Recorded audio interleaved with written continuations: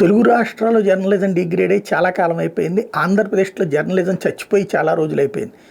ప్రస్తుతం ఆ సమాధుల దగ్గర కూర్చుని మనం వార్తలు చదువుతున్నాం. అంతకు మించి మరేమీ లేదు. ఎందుకు ఈ మాట అనాల్సి వస్తుందంటే, గతంలో వైఎస్ఆర్ కాంగ్రెస్ పార్టీ వాళ్ళు అధికారంలో ఉన్నటువంటి సందర్భంలో మున్సిపాలిటీ ఎన్నికలు, కార్పొరేషన్స్ ఎన్నికలు జరిగినాయి. అందులో కొన్ని చోట్ల అతిగా ప్రవర్తించారు. ఏది పోటీ చేయనీయకుండా ఇబ్బంది పెట్టేటటువంటి ప్రయత్నం.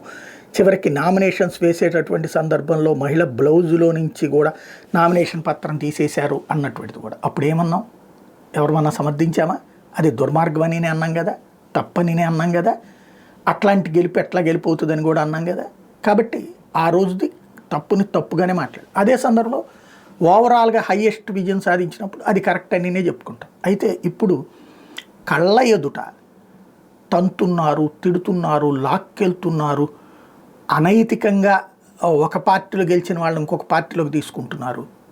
దీన్నంతటినీ ఏమంటారు? దౌర్జన్యపూరిత రాజకీయం అంటారు, అరాచకీయం అంటారు. కానీ మన పత్రికలు మనకు అనుకూలంగా రాసుకునేటటువంటి సందర్భంలో ఇప్పుడు ఈనాడు రాసుకొచ్చింది ఆ స్థానాలన్నీ కూటమి ఖాతాలోకే అనేది ఒక గొప్ప విశేషం కిందన. దాంట్లో ఏంటంటే అప్పట్లో అరాచకం చేసి గెలిచిందంట వైసీపీ, ఇప్పుడు స్వచ్ఛందంగా వాళ్ళంతటా వాళ్ళు వచ్చేస్తున్నారట. ఈనాడు రాసుకొచ్చిన, ఆంధ్రజ్యోతి రాసుకొచ్చిన అదే తరహాలో. అంటే ప్రజలని వెర్రి గొర్రెలు అనుకుంటున్నటువంటి జర్నలిజం. ప్రతిరోజు ప్రతి వార్తలు కూడా అప్పుడు అరాచకం, ఇప్పుడు అద్భుతం, అప్పుడు అరాచకం, ఇప్పుడు అద్భుతం. ఇప్పుడు ఇది కూడా చివరికి బస్సులు అద్దాలు పగలగొట్టి కార్పొరేటర్ని ఎత్తుకుపోవడం దగ్గర నుంచి బెదిరించి పట్టుకుపోతున్న సందర్భంలో కూడా ఇది వాళ్ళంతటా వాళ్ళు స్వచ్ఛందంగా వచ్చారని వార్తలుగా రాస్తున్నారంటే వీళ్ళని జర్నలిజం అనాలా, ఏమనాలి అన్నది జనం డిసైడ్ చేసుకోవాలి.